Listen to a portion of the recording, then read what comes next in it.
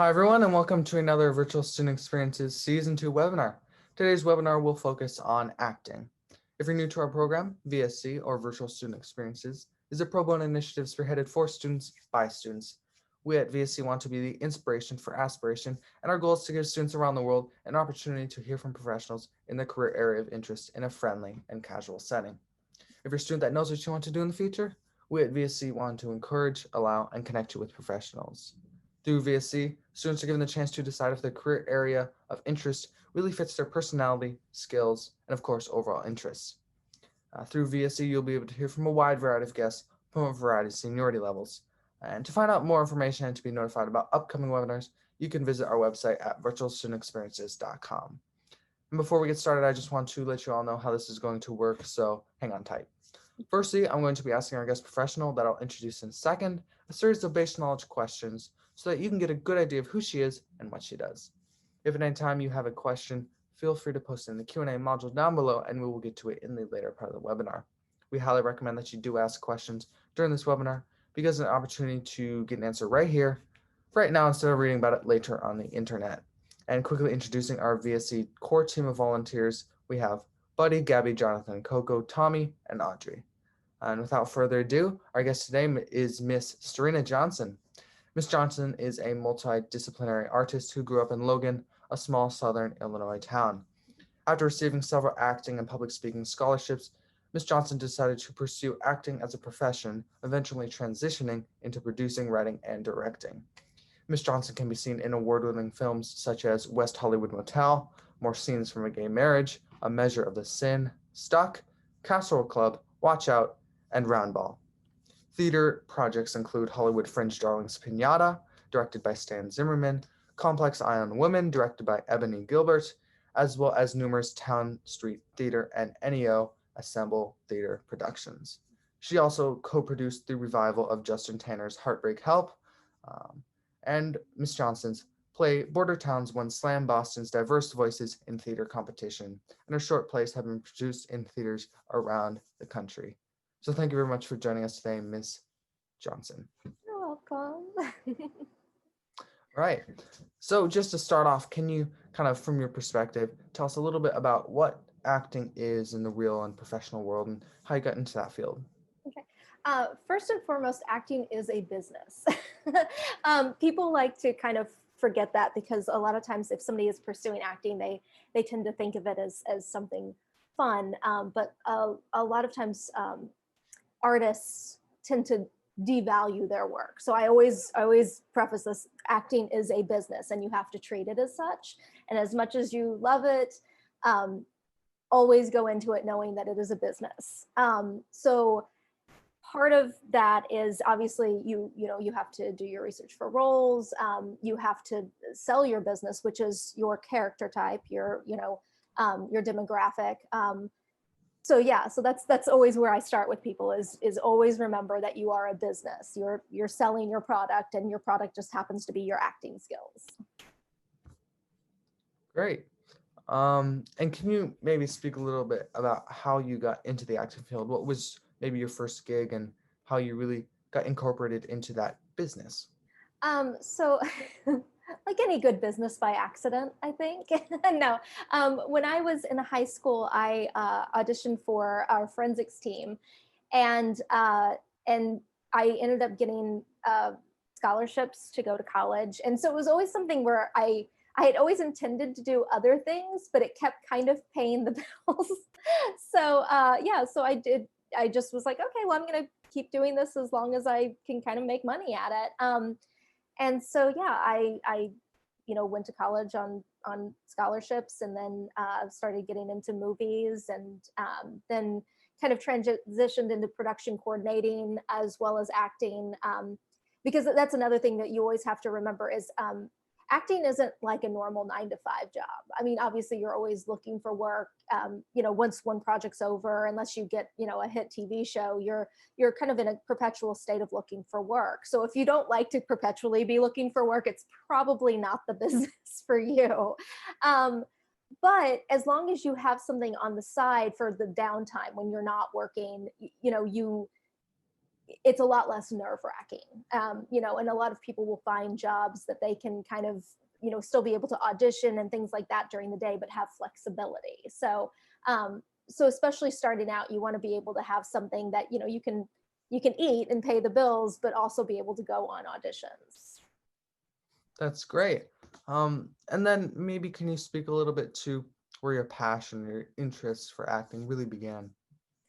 I think it started with just the idea of figuring out somebody else, like, the different characters that you play. It's I actually, for the longest time, I wanted to be a psychologist, because I just find people interesting, and their reasons for doing things interesting. So acting is kind of a bit about that. Like, you're trying to figure out why a character does what it does in the confines of the space that's created for it.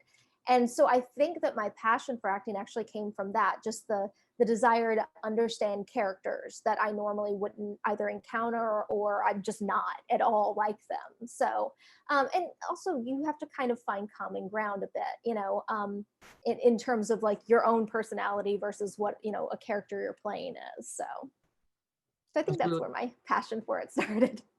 it's really cool. It's kind of that creative touch. Yeah.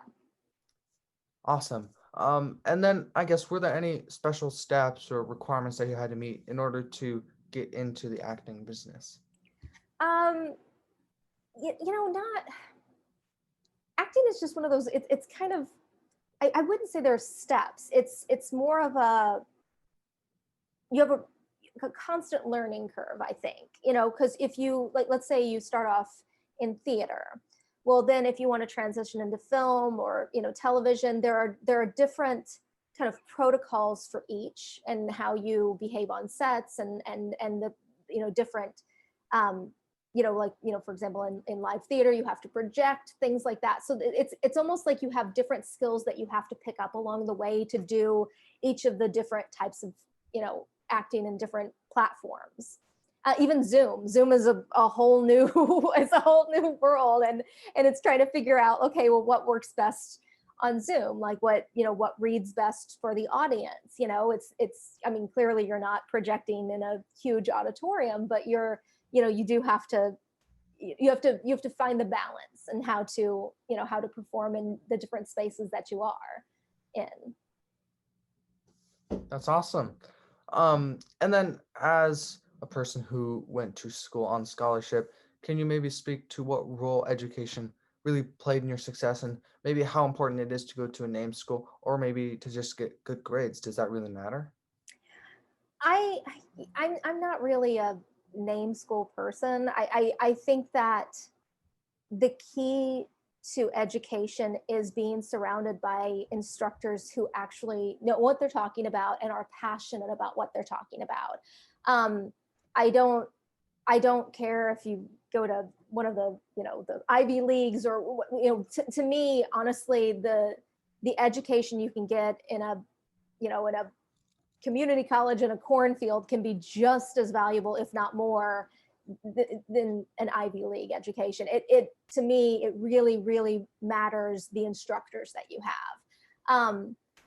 And I was very lucky. I was actually talking to a friend of mine about this the other day, that I happened to have a group of amazing instructors along the way. So for me, I would definitely say look at the instructors who are teaching, for whatever college you plan on going to, or whatever ones you're applying to for whatever field it is, and really look at the instructors that are teaching.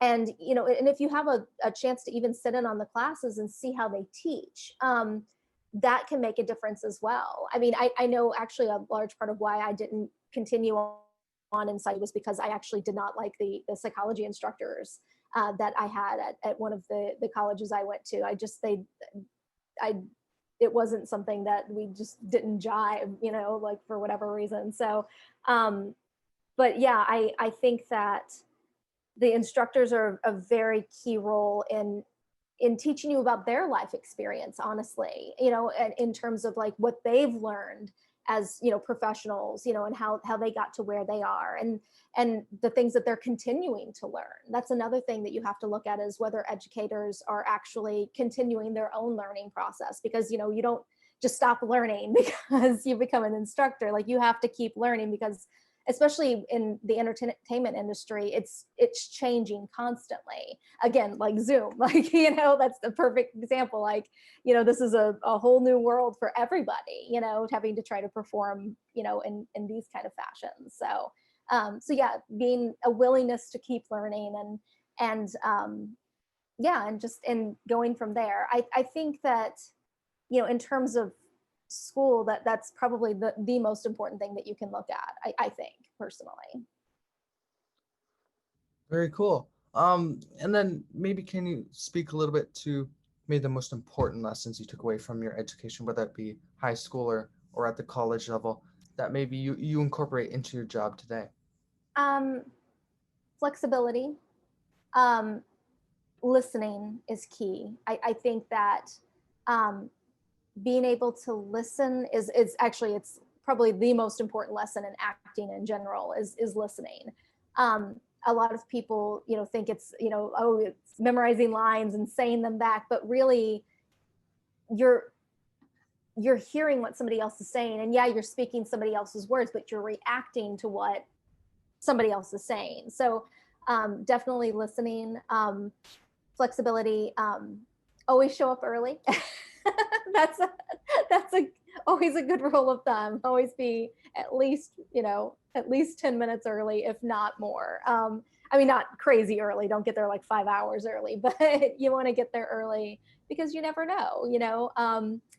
I've shown up early before, and then suddenly they're like, oh, we've completely changed the script, and I'm like, oh, thank goodness I showed up early so I can rememorize this. So yeah, so just be prepared to always be kind of on your feet, ready to go for whatever gets thrown your way. And also, don't be afraid to ask questions.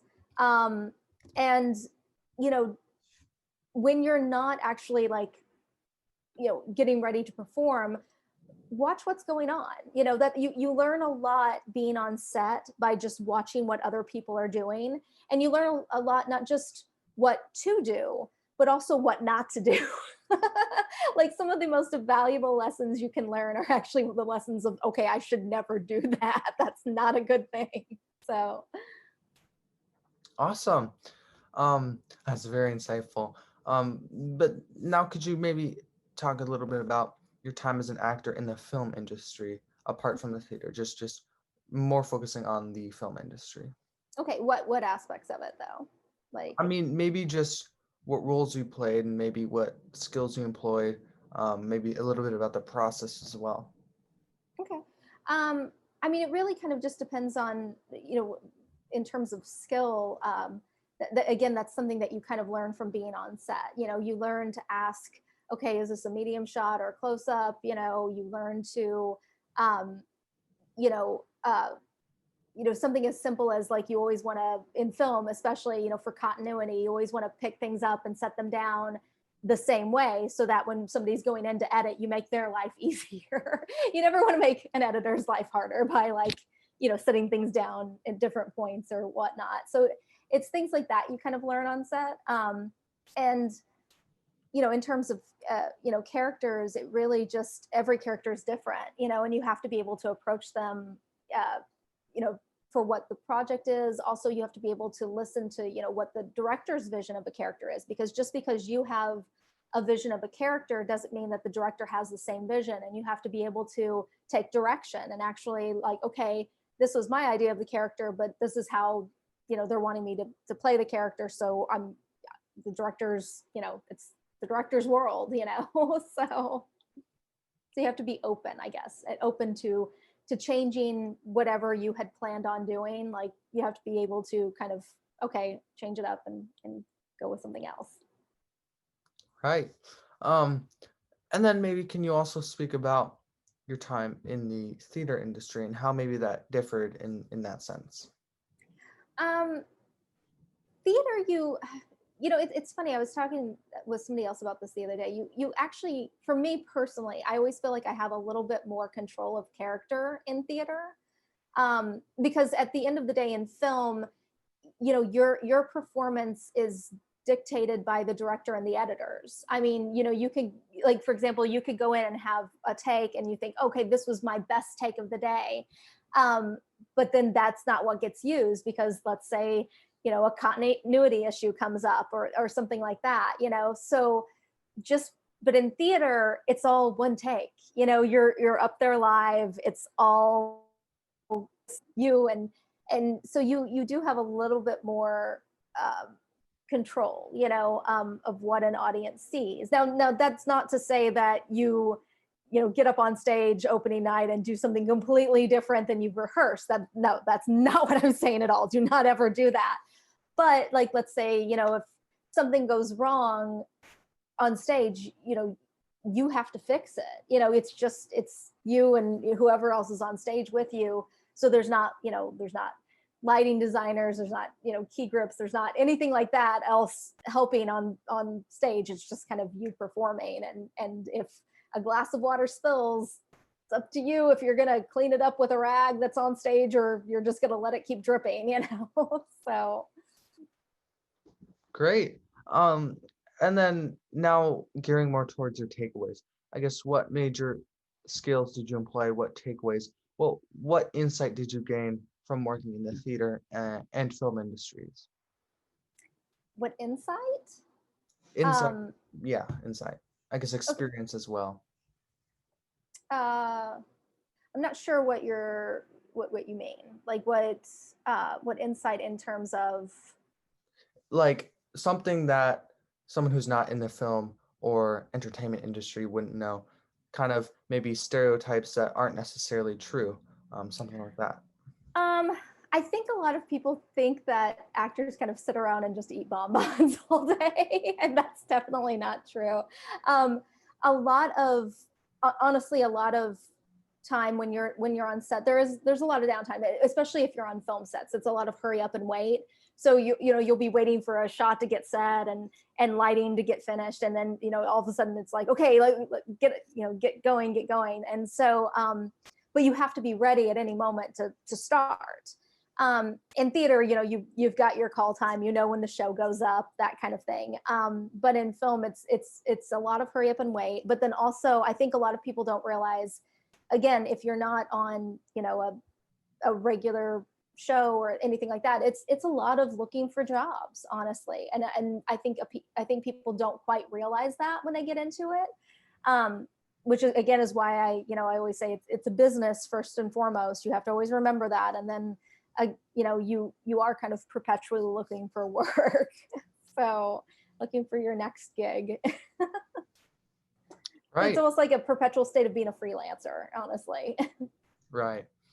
That's great. And then maybe can you talk a little bit about your time as the owner of Chickpea Productions and I guess the experience you've gained there? Yeah, so I started Chickpea Productions because I was doing a lot of short form content, so things for like YouTube and stuff like that. And it was a business I started to actually kind of not necessarily promote my own work, but just in terms of having a corporation for all my work to fall under. So it's a production company. I have done other people's scripts and things through it, but for the most part, it's something that I actually utilize for my short form content. And yeah, it's I've done everything from produce plays under it to little short films. Like I'm getting ready. We're finishing up a project, Frank, right now. And then we also did something recently for at the start of the pandemic, actually, a little short that's kind of worked its way through the festival circuit. So which was kind of fun because it was made during the pandemic on like with 3 people essentially. So it's been interesting to see how that's gotten a lot of traction, considering that it was very low budget. So that's always been that's it's kind of fun to see something that you're like, I didn't expect this to be as popular as it was, because it wasn't made on a big huge budget or set or anything like that. It was just made in an apartment. That's So really interesting. That's yeah. cool. And then you touched on this a little, but can you maybe speak a little bit more detail on how the COVID-19 and the pandemic has disrupted the business as a whole? Well, I mean, it's just our industry is very, um, the entertainment industry is a very people-oriented business. I mean, between, behind the scenes and then in front of the camera, and so yeah, it's one of those, it's you have to figure out how to go about this safely so that your crew doesn't get sick, so your actors don't get sick, and especially, it's not like, in regular businesses where you can work from home, or even, if you have to go into an office, everybody can wear masks or anything like that. Because if you're an actor and you're playing a scene that's in the 1800s, hey, they didn't have that. They weren't wearing masks then. So you have to, just be really like thoughtful in terms of how, like, I mean, I haven't worked on one of these sets, but I've heard of, there was a couple sets, I think in Canada, where they basically were like, they did a little, almost like a little dome around everyone, like nobody can leave these spots, other than to go to set and come back, because they were so concerned about, like somebody going out to a grocery store and getting it and bringing it back in, so they were being extra cautious.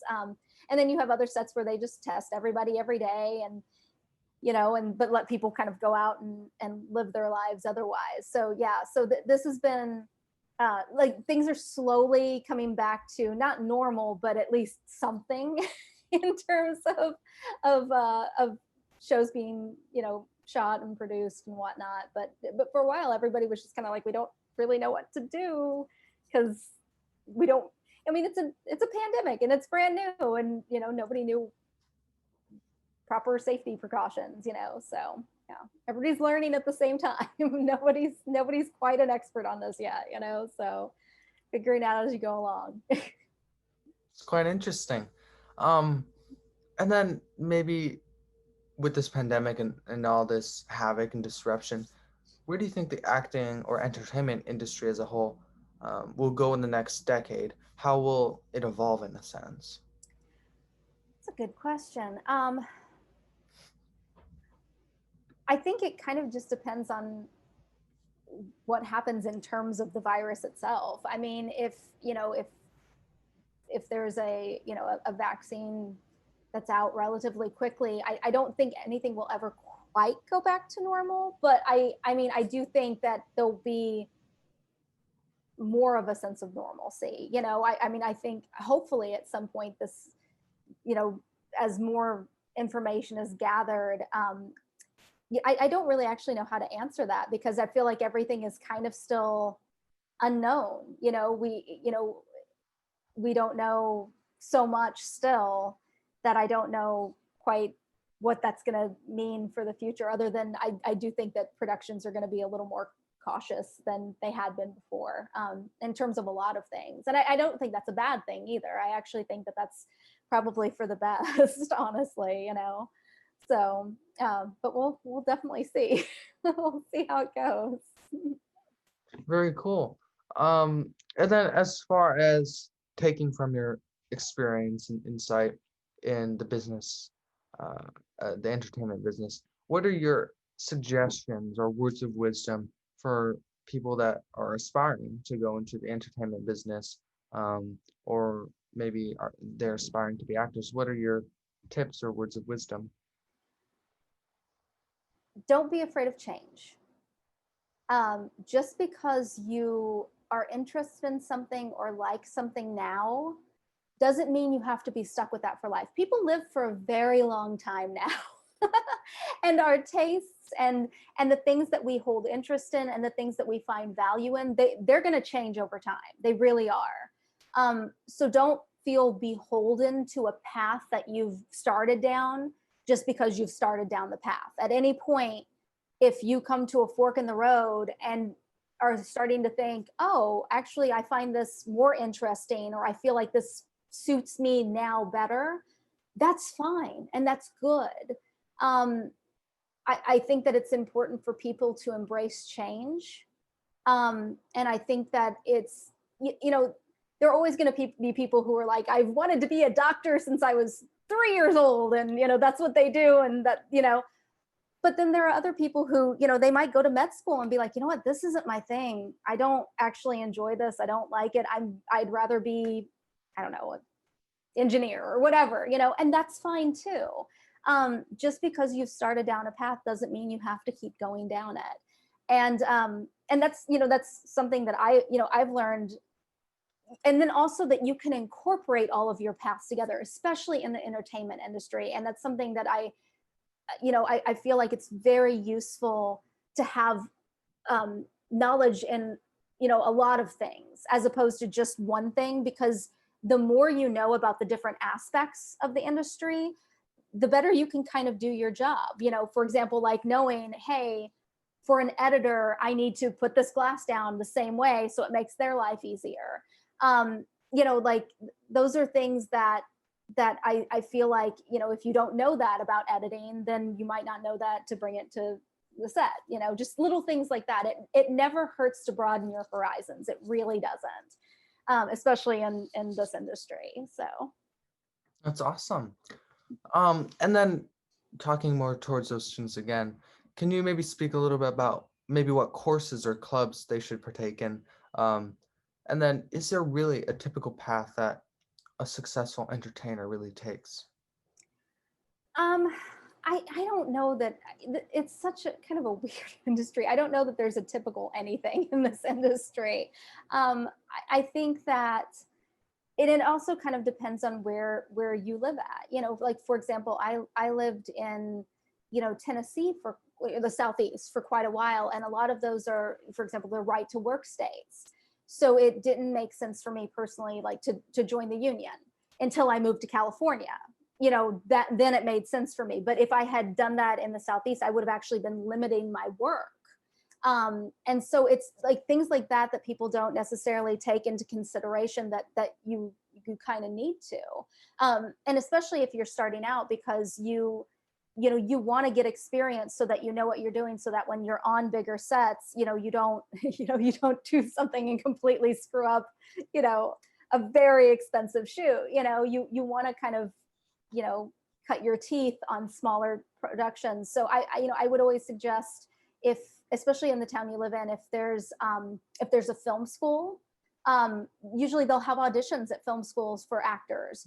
Go there, work on student films, because that's a good way to kind of learn the process, and somebody else is learning too. So nobody's gonna like begrudge you if you don't know everything, because, because they don't know everything either. So that's a really good way to kind of cut your teeth, like learning stuff, for theater, community theater, go to a community theater so you can learn the basics. And then whenever you're, if you pursue this, like for college, like there's usually very specific classes that you have to take, but I would encourage, take a playwright class if you're an actor, just so you know the process playwrights go through whenever they're writing. Take the, behind the scenes, like take, scene shops, whatever, broaden your horizons so that you actually have a base knowledge of everything, so that going in, like a little bit more of what everybody's job is. That's great. And then our final question is kind of centered more around mentorship. Do you really have a mentor, and how do you really get coaching? And then I guess moving more along that path, how do you continue to improve and make progress in your years of work? How do you do that? I don't necessarily know that I've ever had a mentor per se. I feel like I've always had people in my life who I can, ask questions, and instructors that have, that have kind of guided. But in terms of an actual mentor, I don't know that I've honestly, I don't think I've ever had one. Not that there's anything wrong with having one, and that probably would have been helpful at some point, but I personally don't recall ever having a proper mentor. But and then I'm sorry, what was the second part of your question? You had a second. It just threw me a little bit because I was like, I don't think I've actually ever had a proper one before. Right. It's just more centered on how you continue to improve and make progress Oh, in your well, user for book. acting, like there's a lot of, I mean, you can always take classes, and that's something that, I mean, especially if you move to one of the bigger cities, there's always a ton of classes. A key to that is to kind of look at who's teaching the classes. And then also think about like the things that you want to work on. For example, if you are an actor who doesn't have a lot of improv training, maybe search out for some improv classes that you can take just to, again, broaden your horizons, like have kind of a wide net that you can go to. And again, that's also a way that you might find that you actually enjoy something that you didn't know you even liked. So yeah, so for acting specifically, you can always find classes, or even like stage combat, like maybe you don't know how to do stage combat, you can find a stage combat class to take, or things like horseback riding, believe it or not, sometimes that's, on a lot of times they'll be looking for special skills that actors can do already. So it never hurts to actually be able to do these things, like something as silly as drive stick shift. Believe it or not, like sometimes they're very specific. They're like, we need somebody who can drive a stick for this, and it's like, I can. Okay, great. Like that puts anything that would actually put you kind of ahead of the game. You always want to have that on your resume under special skills. Having a valid passport can be a special skill. Not that we can go anywhere right now, but under normal circumstances, things like that are helpful to have down.